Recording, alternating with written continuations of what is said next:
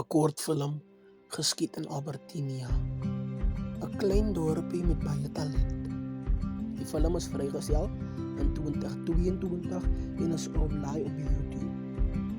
Daar is net een episode vrygestel en baie min mense het geweet van die film, en soos ander gewag het vir die volgende episode. Maar wel, ons het vir julle goeie nuus gebring. 2026 gaan ons die episodes verder vat. Ons het ook besluit om nuwe karakters te kry en om die episodes verder te vat. As jy wil graag deelneem, kan jy my kontak by die volgende nommer. Omdat ons besluit het om die film te skiet en die episodes verder te vat, is dat baie kinders hulle talente kan wys.